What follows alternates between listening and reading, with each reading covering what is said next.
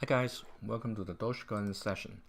So if you're new to this, if you are wondering what short-term playground zone and what long-term playground zone is, and what I'm going to cover about in these live sessions.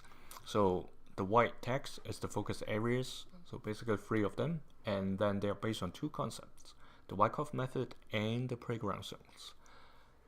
Before getting into the details, this is for education and research purpose only and not financial advice. So let's take a look at Dogecoin.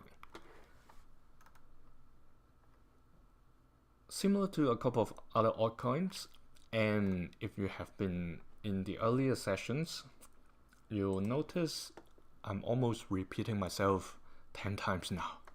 So basically, couple of altcoins, maybe most of them, are trading below the short-term playground zone. And Dogecoin, similar to a couple of other altcoins, it doesn't have a very strong support at these levels that developed in the past few days, basically because when the price surged, there wasn't a lot of overlapping trading that happened in November last year. So the timelines themselves are aligning very precisely. Everybody, excuse me, a lot of them, most of them started climbing November last year, and then they all started to fall right now. And in terms of the resistance or support level, like I mentioned, there isn't any strong support over here. So I would say the white line, the top of the long-term playground zone, is probably the strongest support you can find as of this moment.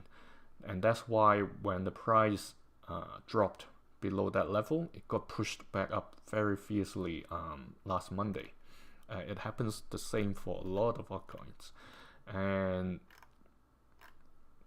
reason being, you see this, it's a 4-year long-term playground zone that's been set, and the top and the bottom, it's where a very strong support or resistance lines are.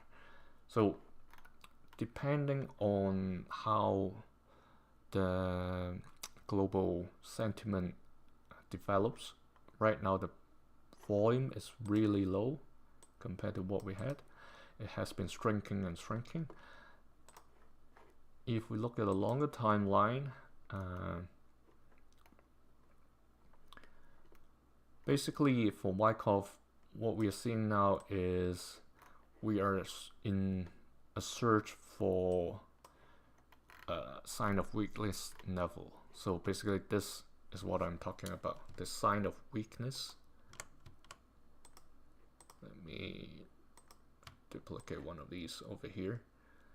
This one is not set in stone yet, so depending on whether we have a green candle next week or red candle, so this can be lower.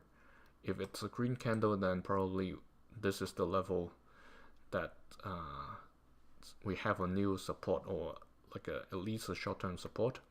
Last time around, it dropped all the way back to like about a quarter of the long-term playground zone. This level was where I would say, well, actually this is what happened after. So right over here there wasn't any good reference point as well, so it was where it stopped, but then there wasn't any prior reference. But this time we have quite long-term trading range over here, so that's, if it really falls through, there are a couple of support levels that we can take reference. One over here, and then another over here. So it can have multiple bounces before it seeks its bottom this round. So how many scenarios the price could develop.